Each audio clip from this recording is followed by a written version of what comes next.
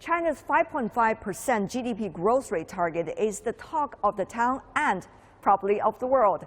While China is working hard for it, will China be able to restructure its economy to a more consumption-based economy? For answers, I talked to economist Li Daokui, the director of the Center for China in the World Economy at the School of Economics and Management with Tsinghua University. This year, at least there are two uncertainties. Number one is the COVID. The COVID is still with us.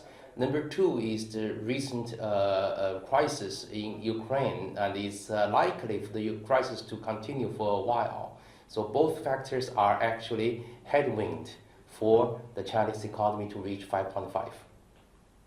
Now, when you talk about the Ukraine, what kind of a specific impact are you having in mind? Well, I think there are at least two kinds of impact on the Chinese economy. Number one is possible interruption in the logistics, because today's world economy is highly integrated, and with many production facilities in Russia and Ukraine being stopped by the war, you never know. Many products are affected. Another impact is the currency, is the international financial turmoil. It's likely for the US dollar to reverse its trend of depreciation against RMB. The US dollar will appreciate against RMB, which will in turn create its momentum of its own. So in both logistics and financial turmoil, the Chinese economy might be affected. Now, Professor Li, there have been talks about release the burden or lessen the burden on the local economy and also on various industries. The government work report did address some of those points. Do you see it sufficient? Well, as of now, it is sufficient.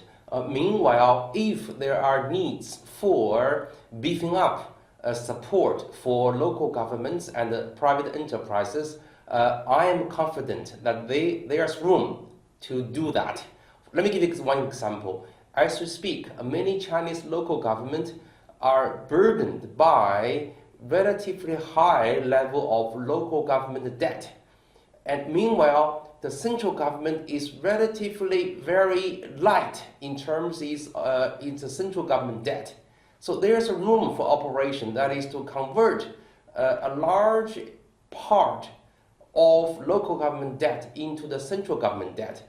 Let me give you a specific number. Okay, the central government debt as a share of GDP is no more than around 20% of GDP, whereas local government debt can be in the range of anything between 50% of GDP to even as high as 70%, depending on your definition of local government debt. So the number to keep in mind is that the level of central government debt is very low, one of the lowest in the world.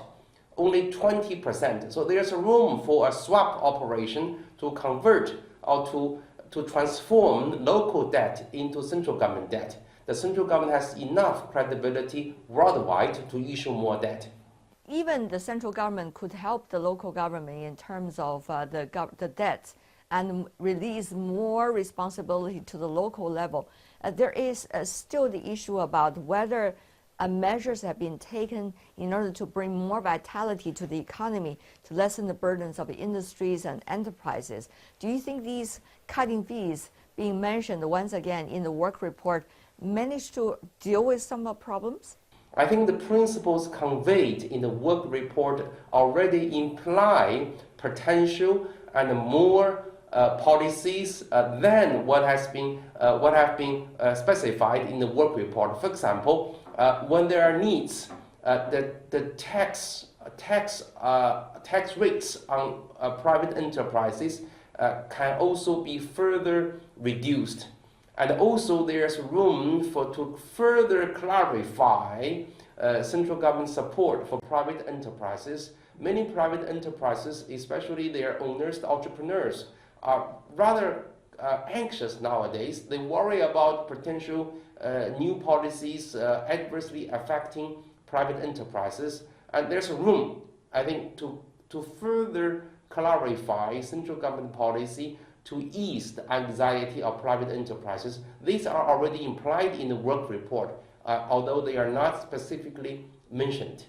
The other thing is about the carbon, reduction of carbons 2030, 2060. China certainly has its goal, but people are asking whether the priorities have to be shifting from the earlier emphasis on green development, on 2030, 2060, to what now is becoming even more important, the growth of the economy, the GDP. I'm glad you bring up this issue, and I truly believe this is a misunderstanding. I don't think there is any wavering of the commitment of the Chinese government to the carbon reduction commitment. No wavering. Instead, what has been going on is ongoing policy adjustment of different approach to the carbon dioxide reduction.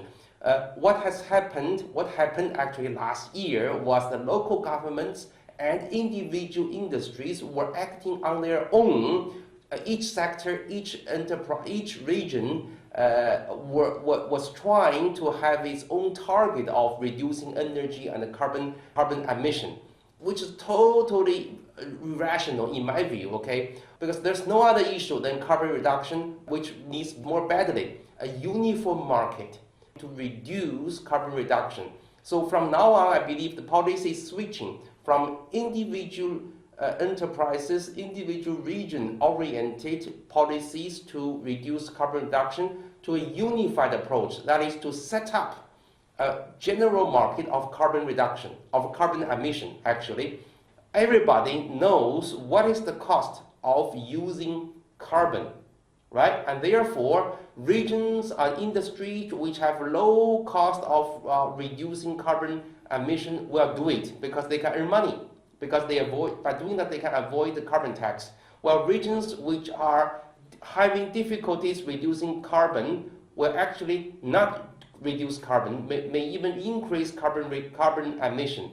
Now, in the end, because the carbon cost is increasing nationwide, right? So overall, the emission of carbon will reduce.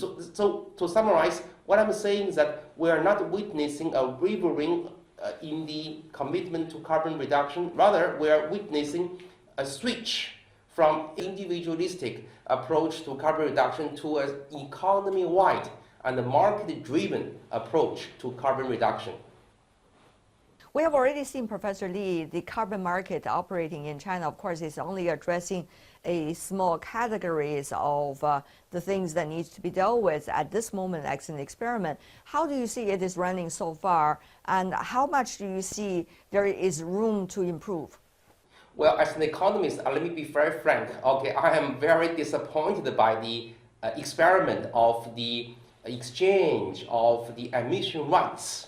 Right? China started last July. Why I'm disappointed? Because first of all, the number of participants in that exchange of carbon emission rights is very limited.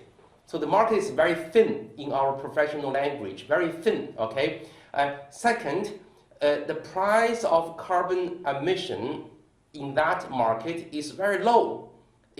How low? It is about 10% of the price of European carbon emission.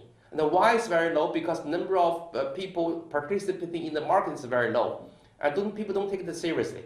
So my proposal is to supplement or even substitute this carbon exchange market of emission rights by a uniform carbon tax, which is initially collected at the source of carbon. For example, coal mines and crude oil and oil fields and natural gas importers.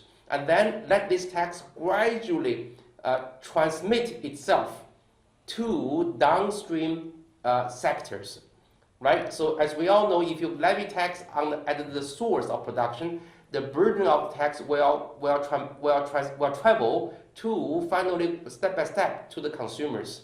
So therefore, this carbon tax approach, I strongly argue, is much better than the experiment of the exchange of the emission rights, which started last July. And of course, There is also a carbon tax likely to be exercised elsewhere in the world, so this could be an interesting experiment internally. Exactly. So I strongly argue that China should take a lead in the world by levying a carbon tax. Initially, the carbon tax rate might be very low. However, Chinese government should announce a timetable of gradually increasing the carbon tax rates.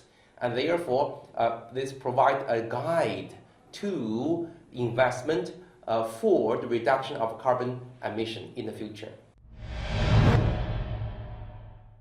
And with that, we're coming to the end of today's World Insight. On behalf of my teams at the two sessions and in our Beijing headquarters, thanks for being with us.